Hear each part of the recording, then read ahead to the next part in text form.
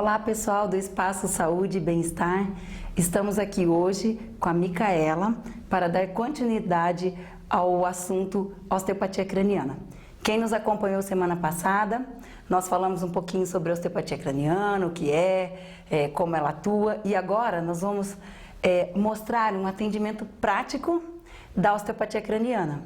Como ela pode ser usada para adultos e para criança, hoje em especial teremos uma criança. Então essa é a Micaela, ela tem 8 anos e meio e ela é minha paciente de osteopatia craniana desde que ela era bebê. E nós vamos explicar um pouquinho mais sobre o caso dela enquanto a gente demonstra o tratamento. Tudo bem? Vamos lá? O caso da Micaela é o seguinte. Quando ela nasceu de parto cesariana, e todo bebê que nasce de parto cesariana, ele perde algumas coisas boas que o parto normal traz. Então ela já foi um bebê que foi tratado com osteopatia craniana preventivamente, só para corrigir aquelas coisas que o parto normal traz e que com a cesariana ficam faltando, e a osteopatia pode trazer de volta esse equilíbrio, esse enrolamento de membranas e essas forças no crânio que são benéficas ao funcionamento craniano para o resto da nossa vida. E depois desse período, a Micaela apresentou uma leve escoliose e uma mordida cruzada. Então ela fez tratamento ortodôntico, inclusive ainda está fazendo um tratamento ortodôntico. A escoliose dela já regrediu e a mordida dela já está descruzada. Mas todo o tratamento dela de osteopatia foi com osteopatia que trata as membranas, as vísceras, mas principalmente com osteopatia craniana. Então aqui eu vou demonstrar um pouquinho do tratamento craniano e como ele se processa, vem mais um pouquinho para cá, numa criança. A osteopatia pode ser usada tanto para as crianças quanto para os adultos, mas o interessante é que para as crianças, ela é o carro-chefe. Você usa muito mais osteopatia craniana para criança do que para qualquer outro paciente. E no caso da osteopatia craniana, como o crânio se movimenta e quem ajuda ele é uma membrana chamada meninge, que começa aqui e vem até o final da coluna, para sabermos se o sistema dela está trabalhando bem, levante um pouquinho o quadril. Pode voltar? Agora pode esticar a perna. Sempre levanta o quadril bem retinho, tá? Só deixa a mãozinha aqui.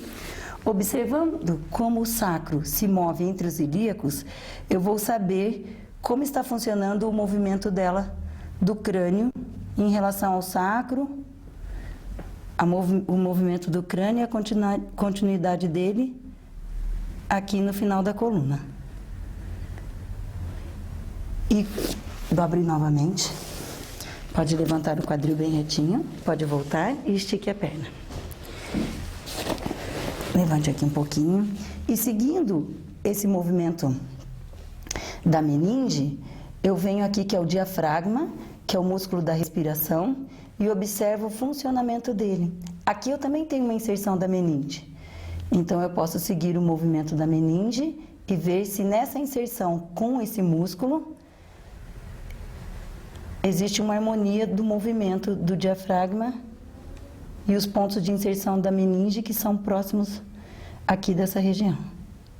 Depois, vamos verificar o movimento do mediastino, a membrana que recobre o coração, que também tem uma relação com a meninge. E quando tudo está funcionando bem, vamos verificar o movimento do crânio.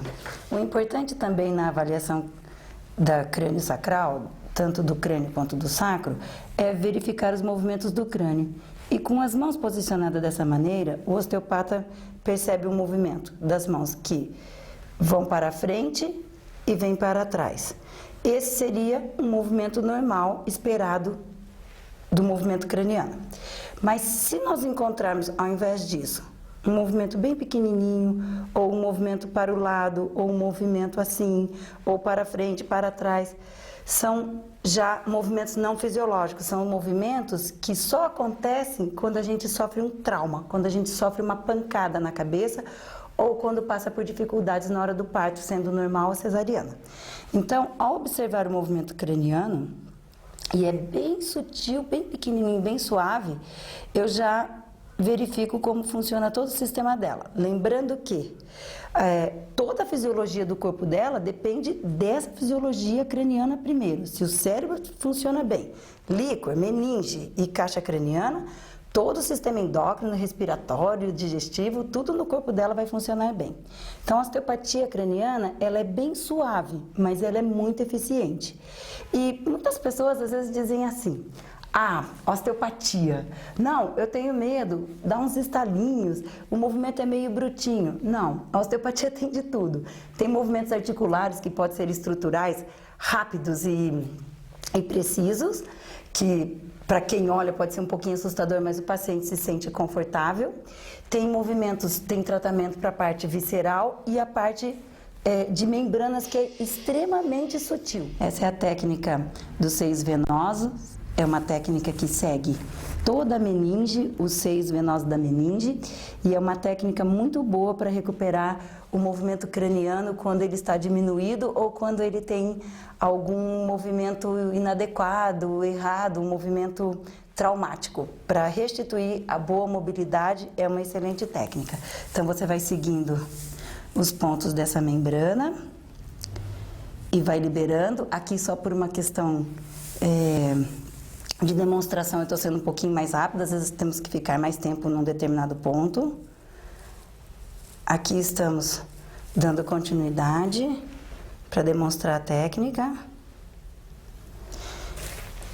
Essa é a técnica dos seios venosos, que recupera a mobilidade craniana. E explicando para vocês um pouquinho mais sobre o caso da Micaela, a Micaela no começo ela era prognata, então ela tinha mandíbula para frente. Ao ser tratada com osteopatia craniana, isso ela tinha uns 3, 4 aninhos, um lado do maxilar dela, superior, veio e ela conseguiu fazer uma boa oclusão de um lado e do outro lado não. E isso gerou uma mordida cruzada. Essa mordida não descruzou só com tratamento osteopático, às vezes a gente consegue, mas às vezes precisa do tratamento ortodôntico associado. E ela, então, está fazendo uso de um aparelho expansor para o maxilar superior. E esse aparelho foi suficiente para ajudar a corrigir toda a mordida dela. Hoje ela já está com os dois lados com a oclusão perfeita. E a escoliose, que é um desvio da coluna que estava sendo gerado por conta dessa mordida, também já foi corrigida. As escolioses são difíceis de corrigir no adulto, praticamente impossíveis, mas nas crianças a gente já tem conseguido muito sucesso. Então aqui esse caso de mordida com escoliose já foi equilibrado. Agora nós vamos ainda ajudar um pouquinho mais no tratamento para melhorar o posicionamento do maxilar superior. E para isso a gente usa as técnicas intrabucais, intraorais. Aí, pode fechar um pouquinho a boca, pode relaxar bem aqui. Essa seria uma técnica. Aqui eu estou afastando um pouquinho um lado do outro do maxilar. E depois eu vou fazer uma rotação interna e vou fazer uma tração, como se eu quisesse desengajar esse osso dos outros ossos, para dar um pouquinho mais de liberdade dele de movimentação.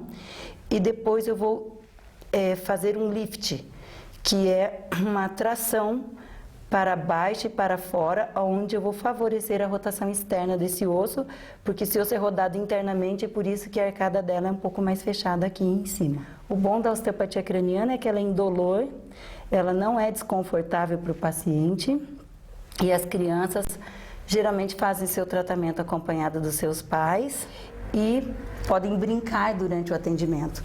Então é um pouquinho mais lúdico. E a Micaela não veio acompanhada da mãe dela hoje aqui? Ou veio? Conta para esse titio. Eu venho. Por quê? Quem que é sua mamãe? Ah, sou eu.